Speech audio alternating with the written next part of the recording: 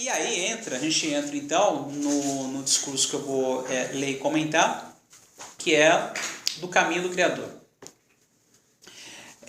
E aí, sempre a história, né? Que é a questão que eu já indiquei aqui para vocês, né? Não é se livrar daquilo que lhe oprime, né? Mas a liberdade, para o Nietzsche, ela é uma conquista. Esse não, né, destruidor do leão, né, envolve tempo, paciência, não se pula degraus, né, para poder chegar lá. É necessário ruminação, paciência. E aí o Nietzsche se dirige para esse sujeito, então, que quer se tornar livre. Né? E aí ele diz o seguinte: há muito de rebanho em ti mesmo. Ele, na solidão, ele sofre da solidão, esse sujeito. Também aqui nesse texto, né? É alguém que sofre da solidão. Por quê? Porque ninguém me reconhece, ele diz. Né? As pessoas são injustas para comigo. Elas não me entendem. Então, ainda há rebanho em ti mesmo, ainda há culpa, ainda há necessidade de ser reconhecido, de ser visto. Né? E aí o Nietzsche diz, então você ainda não se tornou livre.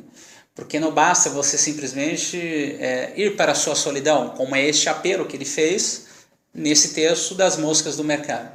Neste outro texto, que é o do caminho do Criador, ele diz, ainda há muito de rebanho em ti mesmo, quando você ainda lamenta o esquecimento dos homens, ou então o julgamento dos homens, né?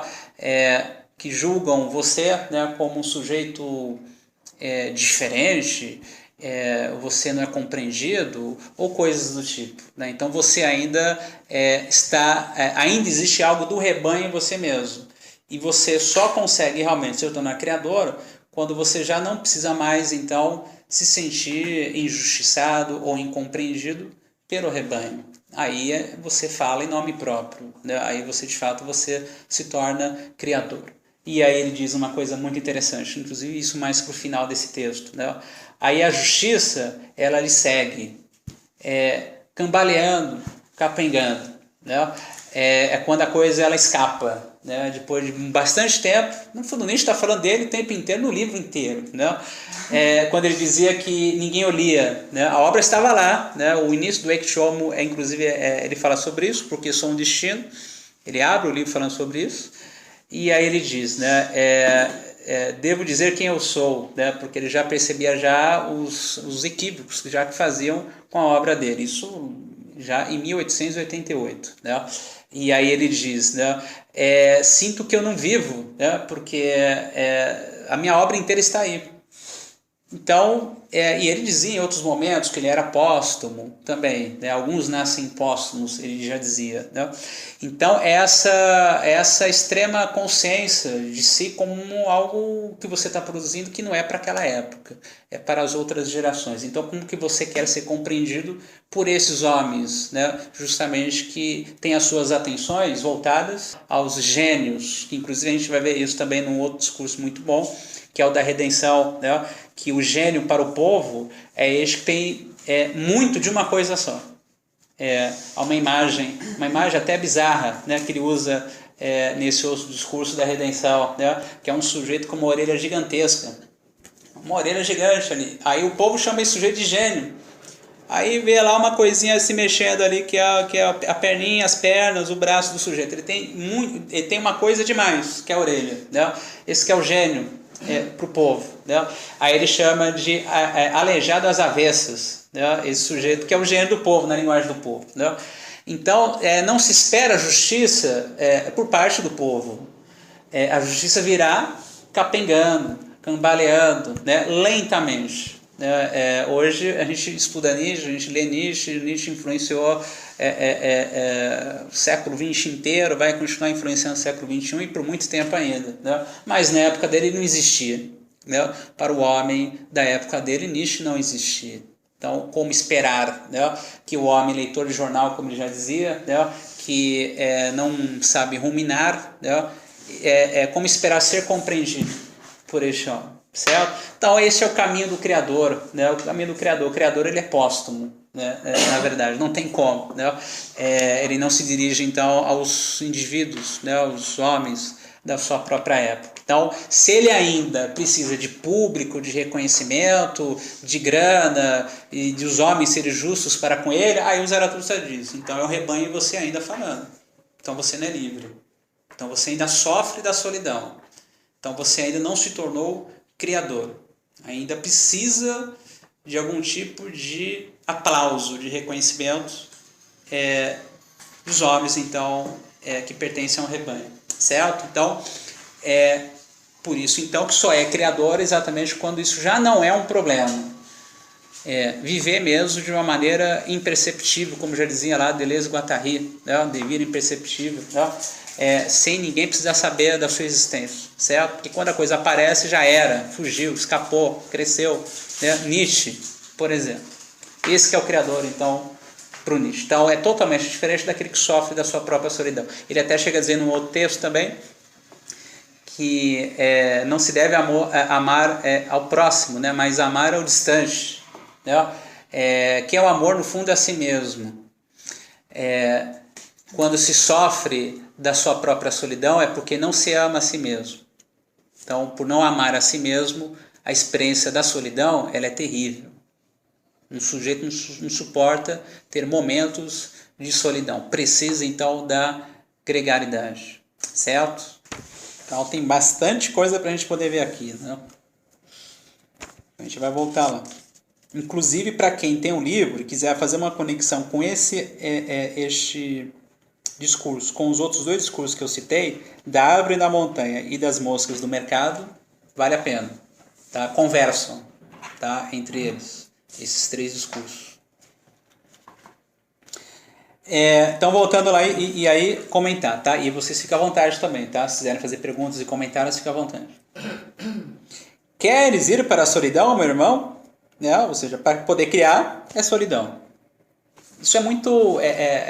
na obra do Nietzsche, e aí a gente está no curso do Nietzsche, então a gente vai se servir, claro, né, daquilo que o Nietzsche fala, porque se fosse um curso do Bergson com outras ideias, isso pode ficar até melhor. Naquilo que o Bergson fala sobre a necessidade de uma alimentação do tempo. E esse tempo, que o Bergson vai chamar de duração, que é a fonte para poder criar, ele é roubado socialmente. Quando a gente fica preso no tempo do relógio, no tempo sujeito tarefeiro, certo? Aí não tem criação. Então, é somente a partir de uma experiência de tempo. O Nietzsche chega a falar sobre isso no outro discurso que veremos aqui, que é o regresso. Quando o Zaratustra regressa para a caverna dele, lá ele fala sobre a questão do tempo. Mas, é claro, o Bergson ele vai mais de uma maneira mais profunda para falar sobre a realidade do tempo como fonte para poder criar. Então, é evidente que o sujeito preso na gregaridade, preso na organização do Estado, né, ele não tem essa experiência de tempo. Ele não dura. Não tem uma experiência, numa linguagem do Deleuze e Guattari, de devires. Né?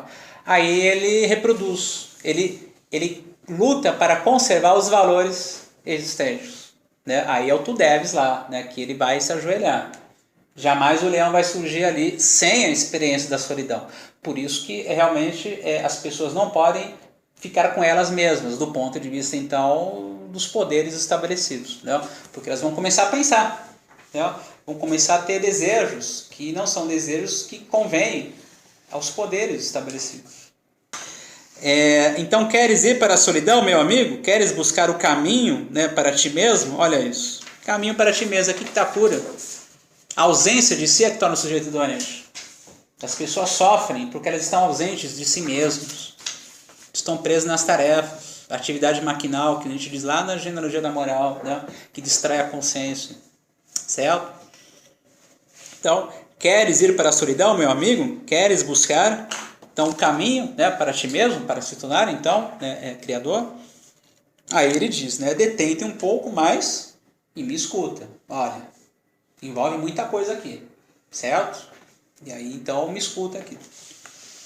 Quem busca facilmente se perde. Todo isolamento é culpa. Quem é que fala assim? O rebanho. Olha isso. Você vai querer o quê?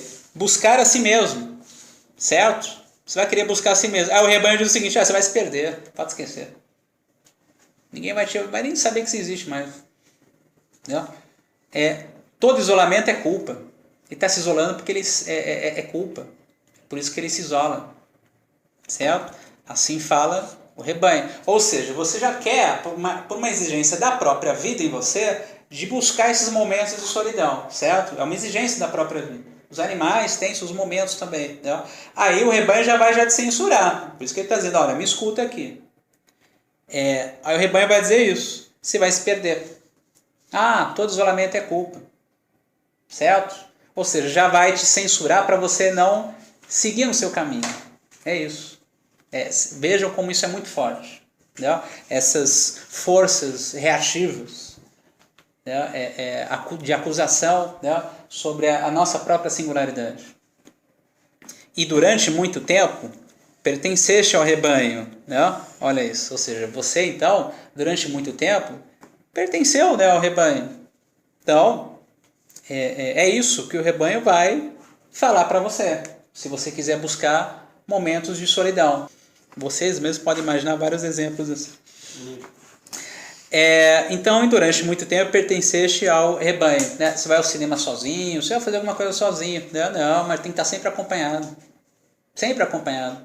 Certo? Para falar. Né? Tagarelar. Porque quando você tagarela, você está ausente de si. Veremos isso no regresso. Quando ele chega a dizer isso. Né? Que aí lá embaixo, né, que é lá na gregaridade, o Zaratustra diz isso, né, tudo fala, né, mas nada é compreendido, me parece que é isso que ele diz, estou trazendo aqui de memória. Né? Ou seja, é uma verborragia, uma tagarelice que mantém as pessoas ausentes de si mesmos.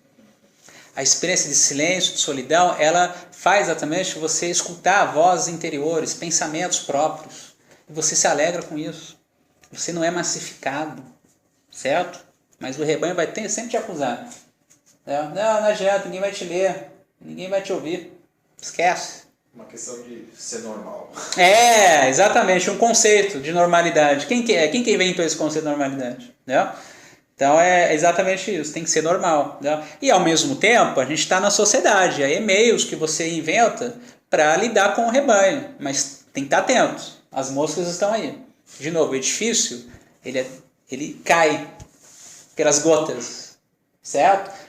De novo o exemplo lá do Dogville, né? Que a gente deu na primeira aula. A Grace vai lá, né? E toda prestativa, né? Com compaixão, aquelas pessoas lá, as pessoas sugando ela. Né? Aí o final do filme deu naquilo lá, né? Mata todo mundo lá. Então é exatamente isso. Ok, mas tem que estar atentos. É importante ter esses momentos de solidão. Isso é muito importante. Isso é vital. Certo? Isso é vital. Ele até chega a dizer lá no convalescente, que é quando o Zaratustra tem um pensamento do eterno retorno, ele não comunica isso, porque não passa pela via da linguagem. É isso. E quem fica na linguagem não entende o pensamento do eterno retorno, porque o Nietzsche em nenhum momento ele explica o que é o pensamento do eterno retorno. É isso. Né? Aí, quando ele expõe o pensamento do eterno retorno pela via da linguagem, é o do mesmo. Mas não é da diferença. Eu fico doido com isso. Fico doido. Porque não é. Mas a gente vai ver isso lá. Voltando. Então, a voz do rebanho ainda ressoará dentro de ti. Por quê? Porque durante muito tempo, pertenceste ao rebanho. Então, não é pulando degraus que você é livre. É um tempo, é um outro tempo aqui, de digestão, de ruminação, de diferenciação. Até o ponto onde a voz do rebanho já não ecoa mais dentro de você mesmo. Não é mais problema ser diferente. Você se alegra com a sua diferença. Aí você se torna livre criador. Enquanto você ainda está lá indo no rebanho, no fundo, o que a minha mãe vai achar de mim? Né? Se eu escrever isso aqui, que meu pai vai ler isso aqui? Não vai gostar. Né? Nossa, os meus amigos vão chamar de louco. Né? Botei uma roupa, sei lá, assim, né? Fui assistir um filme e tal, falei para ele, não, imagina. Né? Então ainda é o rebanho em você ainda. Quando isso não é mais um problema, você é livre. Você é livre. Mas é como se todos nascessem já no rebanho. Isso. Nós nascemos no rebanho. A sociedade que o Nietzsche fez parte, que é o que a gente faz parte, né, dessa moral judaico-cristã, nessa sociedade a gente nasce nesse rebanho, com esses valores, né, da moral judaico-cristã. E aí a questão é que a gente nasce como camelo. Ou você acredita, ou você nasce e aí é educado através de uma crença em valores divinos. Aí, não acredito mais em Deus. Né? Então eu acredito no progresso, acredito no bem, acredito na justiça, na paz. Né? Aí você vai fazer faculdade achando que você vai se formar e vai trabalhar para o bem social, certo? Então aí são os valores humanos. Então você ainda é camelo. A questão é você criar os seus próprios valores. Então, nascemos nesse rebanho, né, nessa moral judaico-cristã, como camelo, é isso mesmo. Ele mesmo chega a dizer isso, né? Eu também fui um decadã, mas o filósofo em mim me defendeu. Então, operou lá o niilismo ativo, o leão e a criança. Aí tem a obra aqui, senão não existiria a obra. Né? E ao mesmo tempo, no Ectioma é muito bonito isso. Ele chega a dizer, eu não tenho leitores, mas ao mesmo tempo eu estou alegre. Né? Então, não precisa de ter esse espelho para você se alegrar. É claro que se alguém lê, né, eu imagino Nietzsche lá, algum leitor ali, ok, é um aliado, né, você se alegra com isso, mas não que você dependa disso para poder produzir a obra. Isso não é só do ponto de vista da obra do Nietzsche e nem da própria filosofia, né, esse tipo de pensamento nômade, mas isso na arte. Né, um músico que está pensando já no público já está perdido, certo? Ele vai criar um público. São esses ouvidos sensíveis, certo? Que vão se conectar com aquela obra. É algo semelhante àquilo que a Elis Regina disse naquele vídeo, que a Dani compartilhou um vídeo muito bom no outro curso, né, da Elis Regina, que ela diz o seguinte, né, eu dou tiro, quem mata é Deus, é isso? Né? Eu dou tiro, quem mata é Deus. O que é isso? Né? Eu vou e canto, né, eu faço a obra. O efeito disso não depende de mim. Quem vai ouvir a minha obra, eu não posso fazer nada, não depende de mim. Então, eu dou tiro, quem mata é Deus, certo? Então, você cria um público, esse que é o Criador, certo? Ele banca a sua obra. De quem vai se ligar à obra, já é algo que não depende de você. Você criou a obra. A gente está lendo Nietzsche, ele vai criando o seu público, os seus leitores, certo? É isso. É por aí. Tudo bem, Mari? Então deu para entender, né? A questão do rebanho, a gente nasce mesmo como um camelo. Aí a questão de operar esse leão e a criança, né? Que aí é quando a gente se torna então um criador, certo? Continuando lá então. Então, só voltando aqui, a voz do rebanho ainda ressoará dentro de ti, porque pertenceste, né, durante muito tempo ao rebanho. Já não tem a mesma consciência que vós, né? Isso será um lamento e uma dor. Então, esse sujeito, então, né, que está nesse caminho, né, de si mesmo, de se tornar criador, ele ainda diz, ainda de uma maneira como um lamento, né? Ou seja, eu não tenho já mais a mesma consciência que o rebanho. Eu penso diferente, mas ainda como um lamento, ainda, não como uma alegria. Ele está no caminho ainda, certo? De se tornar criador. Então ainda ele eu penso de uma maneira, né, eu vivo de uma maneira que não é a mesma de vós, do rebanho, mas isso ainda como um lamento e com uma dor ainda, certo? Ainda não é com uma alegria ainda, é porque existe o rebanho ainda dentro dele ainda. Ainda que é os dois lucros, né? A audiência de ser do rebanho e a audiência da criação. De pensar diferente, de agir diferente, e é isso que o Nietzsche está destacando aqui. Vão ser injustos com você mesmo, uma dúvida, certo? Mas isso ele está dizendo que é o caminho do Criador, ou seja, vai envolver isso aqui. Por isso que é exatamente o contrário daquele outro que eu cheguei a comentar, né? Que pula degraus. Ele vai pular, quer chegar logo nas alturas, quer se tornar livre do dia para a noite. Né? Ele vai pulando os degraus, aí chega lá, ele se entedia, não sabe o que fazer com a solidão. Então é do caminho do Criador, por isso que implica tempo. Né? Então voltando lá. Essa dor mesma foi gerada por tal consciência. Né? E o último reluzir dessa consciência ainda arde na tua aflição. Né? Ou seja, ainda se sente culpado, né? No fundo eu deveria ser como um rebanho, mas eu não sou, né? Então ele ainda sente essa dor, porque ainda é o rebanho nele, ainda, certo? E aí ele diz, mas queres seguir o caminho da tua aflição, ou seja, de seguir adiante mesmo com isso, com essa dúvida, com essa crise, até com esse lamento, segue adiante ainda, vai ainda, é a questão do tempo mesmo. Você vai conversar com as pessoas lá, eles vão te olhar de modo diferente, você vai achar que, nossa, realmente o problema está comigo. Então, mas segue, vai indo, vamos seguindo, certo? É isso. Olha a questão aqui, inclusive da clínica, né, e o Rafa, né, o pessoal da psicologia, como é importante trabalhar isso. Né? Em vez de readaptá-lo, né, e na verdade, aquilo que o Deleuze e Guattari chama de neurotizá-lo. Ele já te procurou ajuda porque ele já não está suportando essa neurotização social, certo? Senão ele não estaria lá. Aí, geralmente, a ajuda que ele recebe qual é? É a reinserção, né, naquilo que tornou ele doente. Aí, exatamente isso. Exatamente isso. E aí o que eles dizem lá no Antiético, Deleuze e Guattari, né? Esse que não suporta essa violência, que é a reinserção, que é a readaptação forçada, né? Ele se torna psicótico, ele se torna esquizofrênico. Então, existe uma produção social de esquizofrênicos nesse sentido, porque ele não suporta a violência que é a neurotização, essa normalização aí, certo? Ele não suporta isso. E aí, como ele não cria essa maneira de ver os seus valores, que é isso aqui, esse caminho do Criador, para criar uma nova maneira de existir, uma outra territorialidade, ele afunda, ele desaba. E, na verdade, a cura que o Nietzsche está dizendo aqui, e que o Deleuze e Guattari inspiraram no Nietzsche também, se serviram disso lá no Antiético, na obra deles, para poder pensar em esquizoanálise, é isso. Ou seja, você pegar a crise e converter essa crise agora numa criação. É isso. Você tem nada de nocivo isso, pelo contrário. O que é a grande saúde nietzschiana? Essa é a grande saúde. Então, voltando.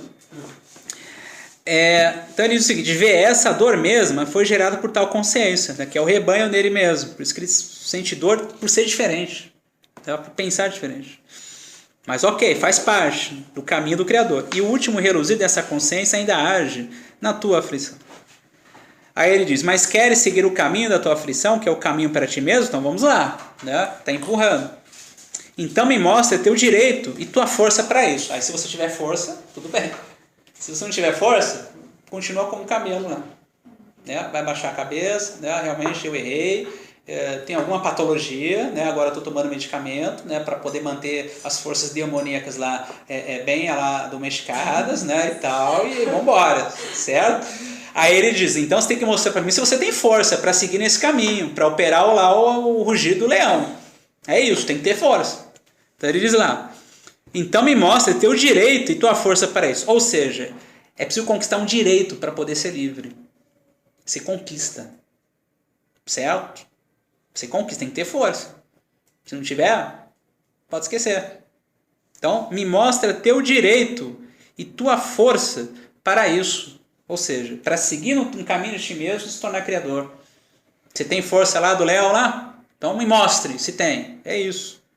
E aí ele diz, és uma nova força, um novo direito? Olha isso, é o leão lá. Você é então essa nova força, um novo direito? Que direito é isso? Para criar novos valores. Você tem direito para criar novos valores? Você tem força para isso? Certo? Então é isso. Um primeiro movimento, que aí já é a criança. Uma roda que gira por si mesma, que é a criança. Vimos isso, né, nas 3 metamorfoses. Podes também obrigar estrelas a girar ao teu redor. Aquela história que eu falei antes do público, né, daqueles que se ligam à obra, né, a sua maneira de existir. Podes, então, obrigar estrelas a girar ao teu redor. Olha isso, você tem força, certo? É uma força, então, és uma nova força, um novo direito, ou seja, aquele leão, aquela força do leão para poder surgir, então, a criança. Se não tiver essa força, pode esquecer. O que vai acontecer? Você vai sentir realmente doente por ser diferente, e aí, qual é a melhor maneira, então, para poder viver de acordo com o rebanho? Entendeu? Então, és uma nova força, um novo direito, um primeiro movimento, uma roda que gira por si mesmo. Podes também obrigar estrelas a girar ao teu redor? E ele diz, há tanta avidez das alturas, ou seja, você quer chegar lá nas alturas, mas você tem que ter força para isso, existe todo esse caminho. Não adianta pular os degraus lá. Há tantas convulsões de ambiciosos, né? Ou seja, uma imagem da liberdade, um movimento ascético, vou chegar lá. Mostra-me que não és que não és um dos ávidos e ambiciosos, ou seja, aqueles que querem chegar logo lá. Mostra-me então, se você realmente tem força para realmente operar aquela destruição do leão. Carregar cinzas para o seu monte, entendeu? Se reinventar, é isso. Então mostra-me que não és um dos ávidos e ambiciosos. Há tantos pensamentos grandes, né, que não fazem mais que um fole, enchem e tornam mais vazio. Dizes ser livre? Teu pensamento dominante quer ouvir, e não que escapaste de um jugo. Ou seja, eu largo de um jugo.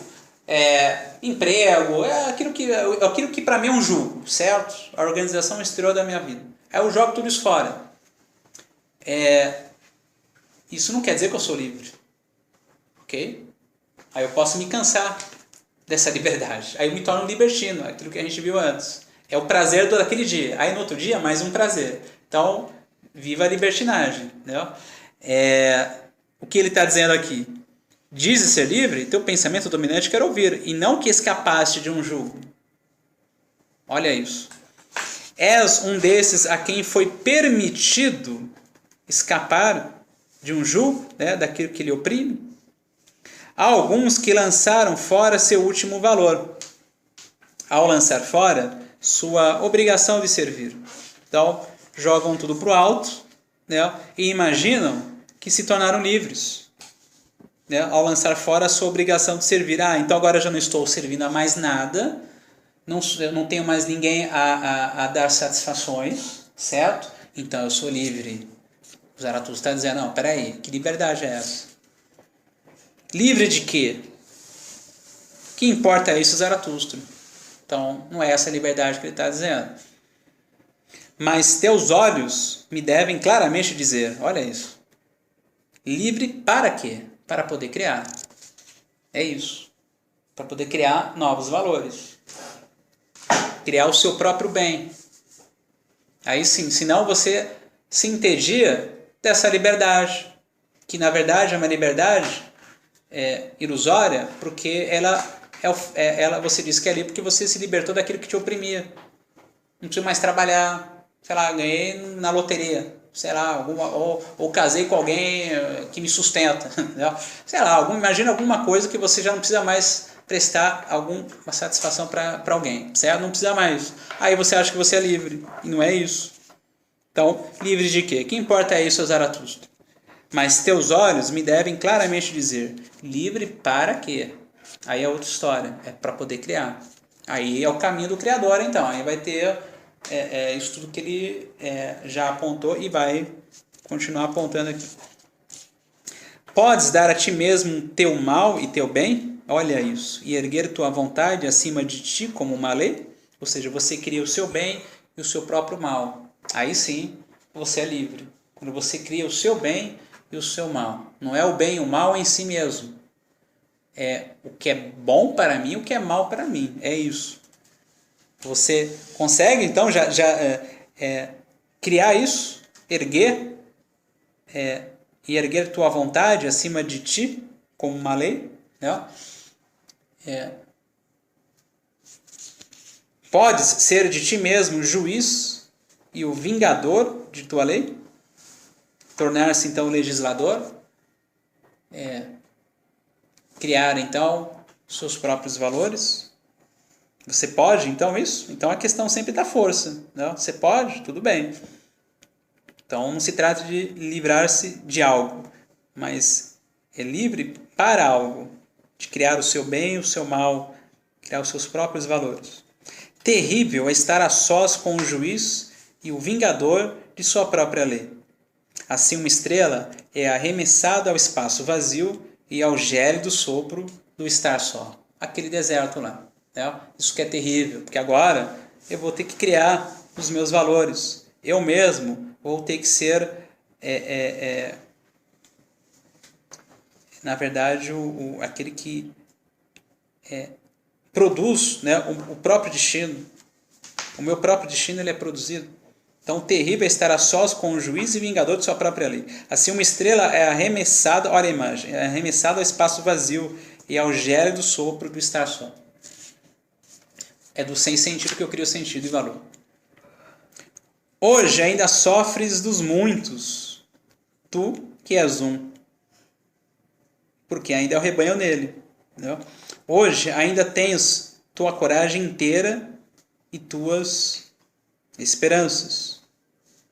Mas um dia tua solidão te cansará. Olha o perigo. Um dia teu orgulho se dobrará e tua coragem rangerá os dentes. Gritarás então um dia, estou só, ou seja, sofre da solidão. Né? Tem algumas anotações que eu fiz aqui da incompreensão dos homens. Né? Ninguém me reconhece, né? Então estou só, ninguém me reconhece. Né? Escrevi algo, ninguém leu. Então se isso ainda, né, te fere, né, você sofre com isso, pode esquecer, você não é livre. Né? Então sofre da solidão. Então, mas um dia a tua solidão te cansará, um dia teu orgulho se dobrará e tua coragem rangerá os dentes. Gritarás então um dia, estou só. Um dia deixarás de ver tua alteza, né, a tua elevação, e verás perto demais tua baixeza. Né? Ou seja, eu preciso do reconhecimento dos homens, os que é a baixeza. Teu próprio sublime te amedrontará como um fantasma. Gritarás então um dia, tudo é falso, torna-se niilista. Né? A gente vê inclusive artistas, né, que acabam seguindo isso mesmo, né, de se tornarem niilistas. Né? A público, né? Enfim, e aí ficam vomitando mazelas, né? E aí simplesmente o seguinte, tudo é falso então, nada vale a pena, né? Torna-se então niilista. Tudo isso faz parte então do caminho do Criador, tudo isso que ele está dizendo aqui. Há sentimentos que buscam matar o solitário. Se não o conseguem, eles próprios têm de morrer, esses sentimentos. Né? Esses sentimentos que buscam matar o solitário. Né? De tédio, de dor, enfim, de abandono, e coisas do gênero. Né? Aí matam o solitário. Então, eles é que têm que morrer, esses sentimentos. Mas é capaz disso, de ser um assassino? É isso. É esse combate sobre si. Né? Aqui tem umas anotações sobre o próprio orgulho, sobre a demanda por reconhecimento. Então é isso que tem que ser assassinado. É o orgulho, essa demanda por reconhecimento, porque você sofre por causa disso.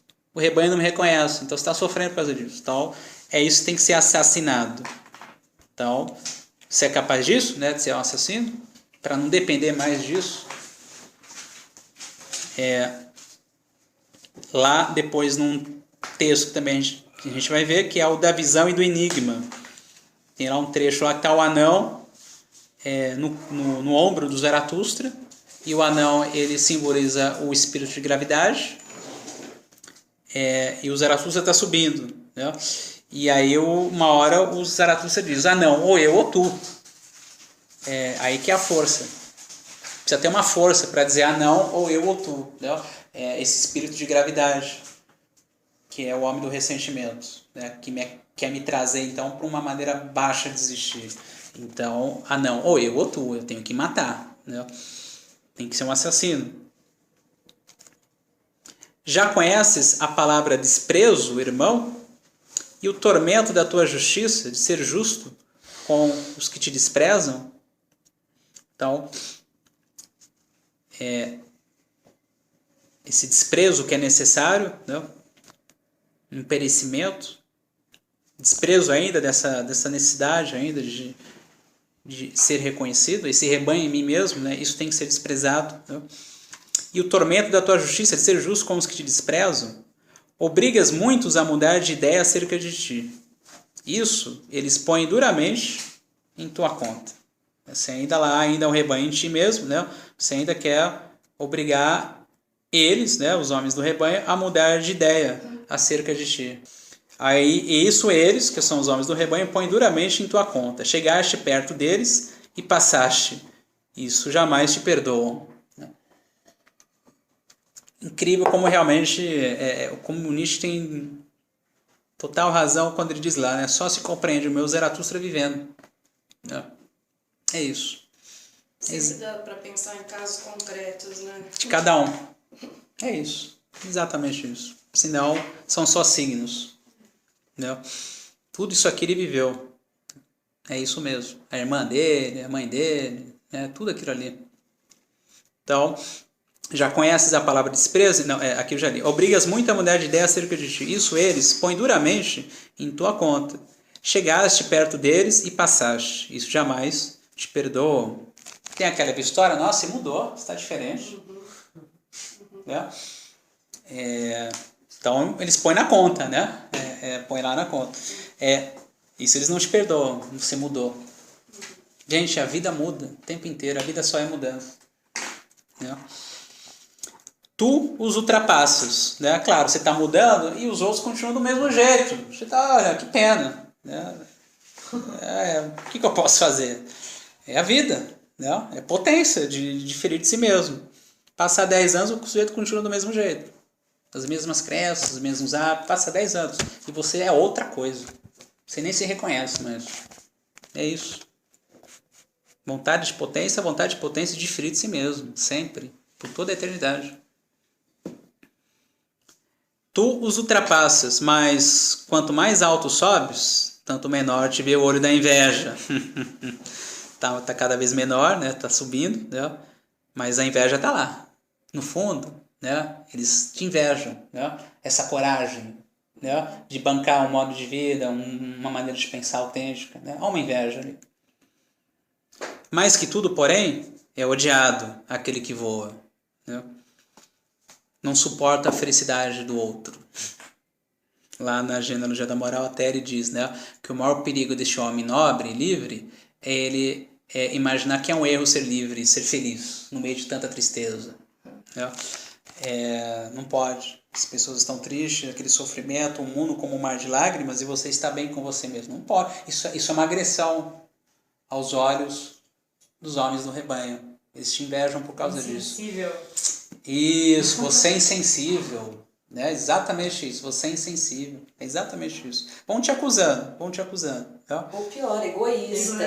Perfeito. Também, egoísta. Né? Tem até uma música do Raul Seixas, né? Eu sou egoísta. Né? Tem uma. Né? Você não pode falar que você é bom em alguma coisa, não. Você é mentido. Exatamente isso. Então, afirmar uma potência, falar com uma leveza, né? Com uma desenvoltura, os outros vão te invejar. Não pode. Tem que ser humilde.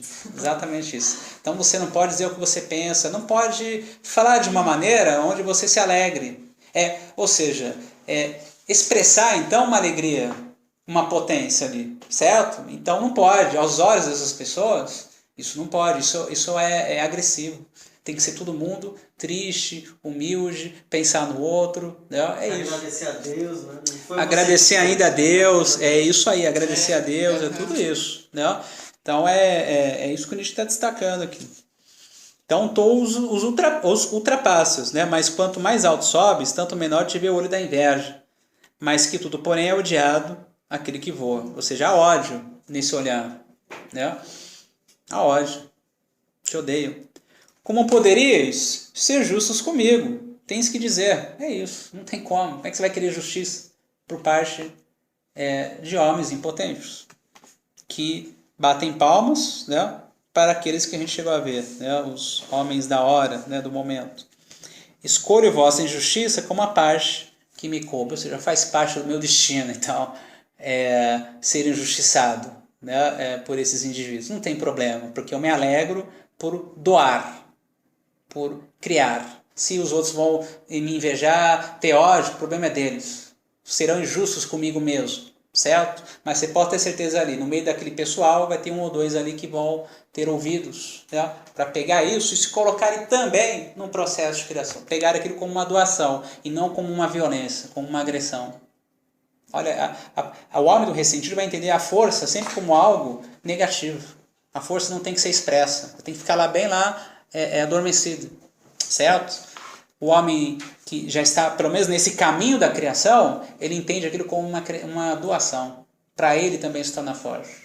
Olha a postura radicalmente diferente diante daquilo que lhe acontece, certo? O ressentido já acusa, isso não deveria ter acontecido, certo? Você é forte, tem que ser fraco. Certo? Aquele que está no caminho da criação, diante então da força, ele entende isso como um presente, para poder também se tornar forte. Olha que bonito isso. certo? E a natureza inteira é isso, tem o sol, você tem todas as forças aí, e que aí a gente, de acordo com a maneira como a gente se relaciona com essas forças, a gente também fortalece a nossa própria existência. Continuando então. Então, como poderia ser justos comigo, né? Tens que dizer, né? Escolho vossa injustiça como a parte que me coube. Injustiça e sujeira arremessam eles no solitário.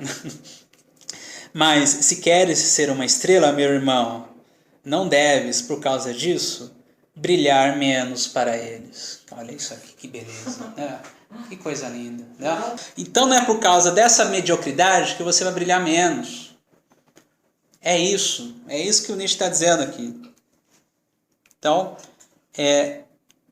mas se queres ser uma estrela, meu irmão, não deves, por causa disso, brilhar menos para eles. Brilhe. É isso. E guarda-te dos bons e justos, né? As moscas do mercado. Né? Eles crucificam de bom grado aqueles que inventam sua própria virtude. Que maravilha, gente. Isso aqui é demais. Eles solitário. Incrível isso. Né? Crucificam, né, de bom grado aqueles que inventam sua própria virtude. Né? Aí é uma questão da singularidade, né? Como que a gente lida com isso, né? Família, local de trabalho, tudo isso, né? Aquela história até do disfarce, né? Coisas que tudo bem ali, mas estar sempre atento para você não se anular, para a sua singularidade não ser anulada. Que aí ela é anulada quando você vive em função do rebanho. Você se confunde com o rebanho mesmo, né? Aí não tem mais distinção entre você e o rebanho. Aí é a massa mesmo, né? Pensa igual, age igual, aí é o normal. Aí como que você cria a sua caverna? Esses momentos de solidão, porque isso é vital para você não anular a sua singularidade. Essa moral cristã, que é você ter que pensar no outro e não em si mesmo, é para anular a sua singularidade. Então você tem que cuidar de um organismo, alguma coisa já está morrendo, assim que lá, se você se doa para uma vida fraca e você se enfraquece por causa disso. Então você anula a sua singularidade. Em vez de você ajudar, quando você está forte, ser generoso. Então é bem diferente. Não é algo de uma coletividade, né? Mas é algo de uma servidão mesmo, né? Isso. E você vê, não tem nada de antissocial aqui, porque a obra ela é doada, né, para um coletivo, né, para uma sociedade. A gente está aqui, ó, se fosse um outro curso de outro pensador, ou se a gente estivesse ouvindo uma música ou assistindo um filme, aquilo é doado. Então não é para ele. Então isso não é antissocial, pelo contrário, certo? Mas isso não é o comum, né? Não se pensa desse jeito, da maneira dominante. Para ter o social, você tem que pensar no outro primeiro e se anular como uma singularidade que pensa, que quer e que é uma potência de criar. Você se anula. Aí que entra a questão da conservação, que é um aspecto importante, mas aí a vida humana se reduz a isso. E aí, a conservação dos fracos, né? Assim, isso. No sentido de todos se anularem para todos se anularem para se conservarem. Identitário. Exatamente isso. E isso tem uma relação direta com os estágios do niilismo, do Nietzsche, que chega um momento que isso não vai suportar mais isso. Que aí o tédio, o cansaço, o esgotamento é tão grande, justamente por reduzir a existência à conservação, né, que os homens vão desejar uma extinção, né, que o homem morra, não vão lançar aquela flecha além de si. Logo no início a gente viu isso lá no prólogo. Né, chegará o tempo que o homem não terá mais o anseio, né, de ir além de si mesmo. Aí é esse momento onde, por investir tanto na conservação, já nem pensa que o homem é algo para ser superado. Por isso que no meio dessa sociedade que investe na conservação, surgem então esses, né, que vão apontando para outras direções. Na filosofia, na ciência e na arte. E aí a gente vai e bebe disso para a gente também fazer algo com isso. Tal como o Foucault diz, né, eu uso Nietzsche como como caixa de ferramentas. Né, e o Foucault criou a obra dele porque ele bebeu daqui. Então, olha isso. É uma generosidade. Aí pega o Foucault e leva e usa o Foucault também como uma caixa de ferramentas. E vamos embora. Quem ganha com isso é a vida humana. Continuando então. E guarda-te dos bons e justos. Né? Que oração, pessoal? Só para ter uma ideia do ritmo que eu vou adotar até o final. Então tá. Então dá pra gente ir num bom ritmo aqui. Então, e guarda-te dos bons e justos. Né? Eles crucificam de bom grado aqueles que inventam sua própria virtude. Eles odeiam o solitário. Guarda-te também da santa simplicidade. É a humildade. Essa é a santa simplicidade. Né? Ou seja, não precisa, né? Você não precisa dessa santa simplicidade. É ímpio para ela, para essa santa simplicidade, né? Tudo que não é simples, né? Tudo que não é humilde. Para essa santa simplicidade é ímpio tudo aquilo que não é humilde. Ela também brinca de bom grado com o fogo, olha só, das fogueiras. Entendeu? Provavelmente você esteja remetendo lá à época da Inquisição. Entendeu? Aquele que não é humilde, fogueira.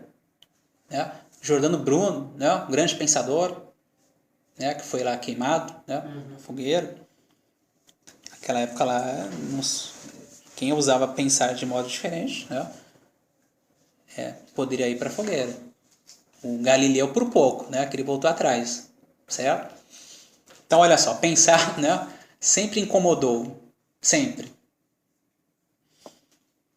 E guarde-te também dos acessos de teu amor. Com demasiada rapidez, o solitário estende a mão àquele que encontra. Olha só isso, né? Ou seja, tem que selecionar, né? Você quer ser generoso, mas selecione, né? Quem vai receber aquilo que você quer doar. Então, guarde-te também dos acessos do teu amor. Segura um pouco a onda aí, selecione. Com demasiada rapidez, o solitário estende a mão àquele que encontra. Há pessoas a quem não deves dar a mão, olha isso, mas apenas a pata. Você tem os parasitas aí. Então não é qualquer um. Nossa, Você dá pata. Nossa, Tua pata tenha também garras. E desejo que tua pata também tenha garras. Ou seja, os pontapés mesmo. Para quem tem que sofrer os pontapés. É isso mesmo. Vai buscar lá os seus ídolos, né? Os seus gênios. Vai lá, busca lá, certo? Não vem aqui não. Ou seja, o que eu quero doar é para quem quer se tornar livre. É isso. Vai embora, sai daqui. Dá lá os pontapés, né? Eu não acredito em quem paga pau. Boa, Dani. Nada de bajulador. Nossa, como você é isso, como é aquilo. Não, sai, cai fora. Vai embora. É isso aí. Já quer te fazer de guru. Não, vai embora. Some. Né? É exatamente isso. Com demasiada rapidez, o solitário estende a mão àquele que encontra. Né? Há pessoas a quem não deves dar a mão, mas apenas a pata. E desejo que tua pata tenha também garras. Mas o pior inimigo, olha isso, onde está o verdadeiro combate, né? Que podes encontrar será sempre tu mesmo. Olha isso. É o que é o rebanho em você mesmo. Esse é o inimigo. Então o inimigo não é o Estado, é o Estado em você mesmo. Não é o burguês, né? O poder, mas é a sua vontade de poder, não essa vontade de potência, a vontade de ter o poder em você mesmo. O Foucault, lá no prefácio à edição estadunidense do Antiédipo, ele chega a dizer isso. Ele fala lá, que ele chega a dizer o seguinte, que o maior inimigo do Antiédipo é o fascismo. Mas não é o fascismo lá do Hitler e nem do Mussolini. Isso seria óbvio demais. É o fascismo que está na gente mesmo. Inclusive nos movimentos aí supostamente revolucionários, pessoal de esquerda, que cultivam o fascismo. Ele chega a dizer isso, o Foucault, lá nesse prefácio. Né? Então, o maior inimigo do Antiédipo é esse fascismo que está na gente mesmo. Então, é esse inimigo na gente mesmo. É o Estado na gente. É o cristianismo na gente, mesmo não me dizendo cristão. Então, o exercício, o combate é sobre si mesmo. Ele chama de Introdução à Vida Não Fascista. Perfeito. Eu queria ler esse texto, mas eu nunca achei. Introdução à Vida Não Fascista. Exatamente isso. É que a introdução do antiédipo francês, não é isso? Dos Estados Unidos. Estados Unidos. Da edição lá dos Estados Unidos. Legal. Então a questão de ter autoestima e baixa estima é uma coisa social, então. Que depende do espelho, né? Então, digamos assim, se você é bom e justo, de acordo com os valores vigentes, aí existe a sua autoestima, né? Ela é favorecida, né?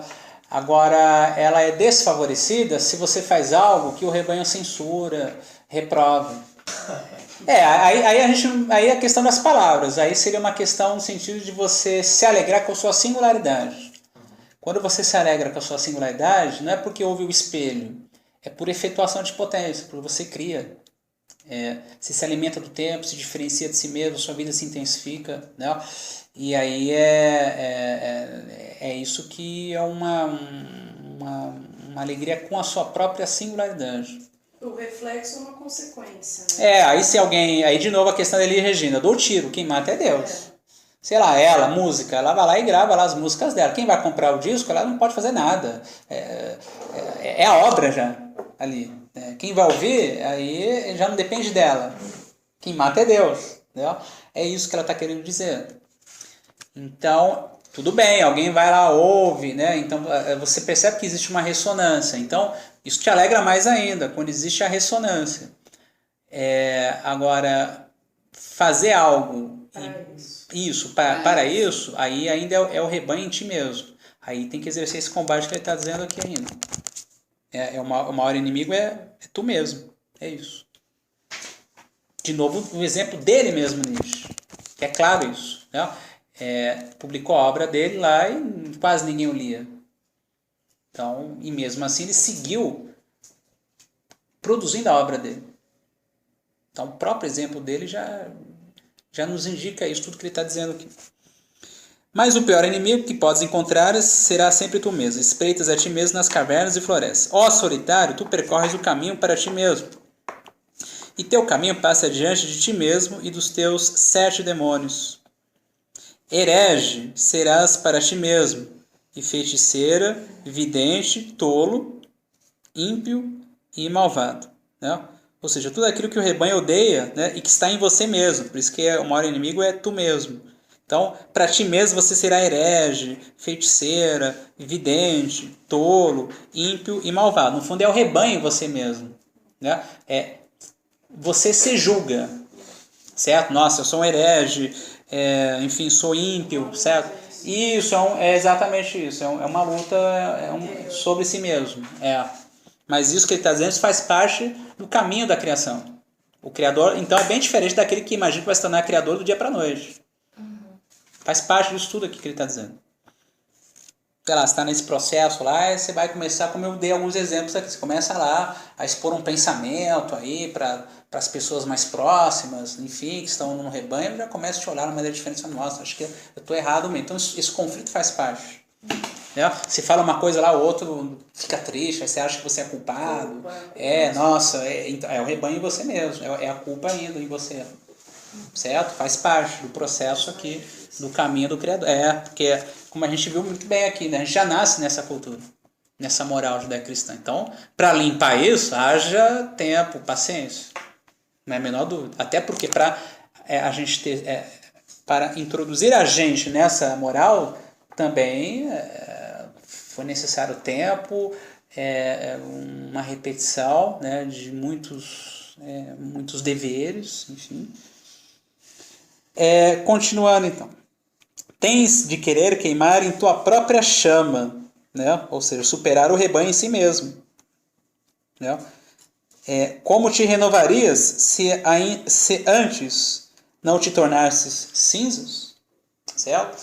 Então é uma reinvenção de si, uma morte de si. Mas na verdade o que tem que ser assassinado aqui, como ele indicou anteriormente, né? São aqueles sentimentos de culpa, preciso de reconhecimento. Então é isso que você morre, transforma em cinza e faz festa. Você faz festa com isso. Finalmente me livrei de um peso insuportável. Aí de camelo você se tornou leão. Aí para poder se tornar criança, aí já é um pulo. Não pode pular. Não pode pular. Já um pulo, não pode pular. Tem que seguir tudo. É um passo. O pessoal está atento nas palavras, né? para O pessoal tá atentíssimo nas palavras. Então, tens de querer queimar em tua própria chama. Olha isso. Ou seja, não se piedoso. Não se piedoso consigo mesmo. Nicho é para poucos, hein, pessoal? Realmente, hein? Então, tem as raras exceções na grande mídia também. Né? Mas o comum realmente é o Nietzsche, que não é esse Nietzsche realmente destruidor dos valores vigentes. Né? que é uma destruição, que é uma destruição pro nada, é uma destruição para poder criar, é só isso. Por isso que Nietzsche não tinha projeto de sociedade nenhuma, é ridículo isso. Não, e o pior de tudo é que eu falam que Nietzsche é niilista. Ainda dizer que o cara é pessimista. O cara nunca leu Nietzsche, não. Nietzsche é muito pessimista. O cara ficou louco, morreu louco, aí começa.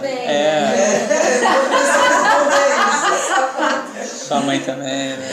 É isso aí. É isso aí. Acho que é a melhor resposta. Nunca consegui Não tem nem como argumentar, né? Pois é. Continua lá então. Ó solitário, tu percorres o caminho daquele que cria, né? Queres criar para ti um Deus, a partir dos teus 7 demônios. Ó solitário, tu percorres o caminho de quem ama. Ou seja, quer criar para ti um Deus a partir dos teus 7 demônios, né? Que são essas coisas todas, né? Você será herege, feiticeira, vidente, então vai vir com tudo isso. Vai passar por isso, essas dúvidas, esses conflitos todos, não há a menor dúvida disso. Ó solitário, tu percorres o caminho de quem ama, amas a ti mesmo e por isso te desprezas. Olha isso, ou seja, vira cinza, como apenas amantes desprezam, ou seja, você vira cinza por amor. Né? De novo, então, o que vira cinza é o rebanho em você mesmo. De novo, o grande inimigo está em tu mesmo, certo? Por isso que, de novo, é muito importante ressaltar isso. É fácil de imaginar que ele vai fazer a revolução acabando com o Estado, com a polícia, com o capitalismo. Não adianta, o fascismo está lá ainda. É sobre você mesmo o trabalho, é isso que a gente está dizendo. Só que aí, esse trabalho, ele realmente demanda mais tempo, né? Porque sair quebrando tudo, destruir tudo é mais fácil, né? Aí você tem o quê? Você tem o nada, né? É diferente quando você o sistema é irrelevante para você. Você já está desviando olhares e segue no seu caminho de criação. Criar quer aquele que ama, porque despreza. Diga. O amor aí. Diga. Eu tô com dúvida nessa parte aqui. Qual? É exatamente essa frase. Eu não consigo entender ela exatamente no contexto do resto. Também parece que ela foge. Qual é? Criar quer aquele que ama, porque despreza. Uhum. Eu não entendi exatamente a relação entre... Criar quer aquele que ama, porque despreza. Que no sentido, para poder criar, tem que desprezar. Você tem que morrer, matar o rebanho você mesmo, para poder criar. Mas aí continua. Que sabe do amor quem não teve de desprezar justamente aquilo que amava. Ah, tá. Então, isso que ele amava, tá. Então é o seguinte, aqui que ele está dizendo é o seguinte, que esse amava aqui entendi já. é o orgulho do eu. Então, que sabe do amor. Então, primeiro, são 2 amores aqui, tá? Criar quer aquele que ama, porque despreza. Esse amor é o amor que ele disse antes ali, né? Amas a ti mesmo e por isso te desprezas, que te leva à criação. Aí ali já é um outro amor que ele está dizendo ali. Qual é? Ele diz assim, que sabe do amor quem não teve de desprezar justamente aquilo que amava, que ainda é o rebanho em você mesmo que você amava. Então, isso, eu ainda amo isso ainda. Então eu não vou saber o que é este outro amor, que já está ligado à criação. Certo? São 2 tipos de amores aqui. Nietzsche assim, usa a mesma palavra, mas dá sentido diferente. Tem um amor que quer destruir e tem um amor que quer conservar. Isso.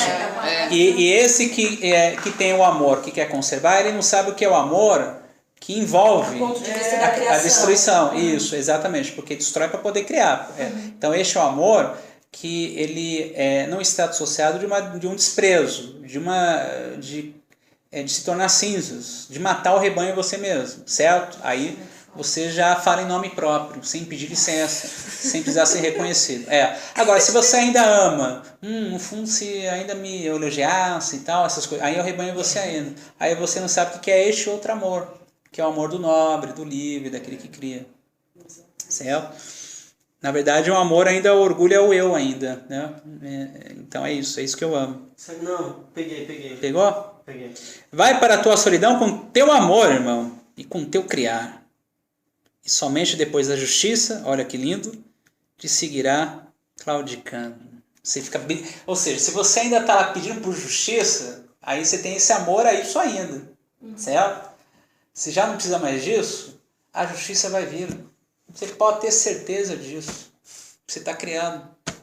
Entendeu? Então, ela te seguirá claudicando.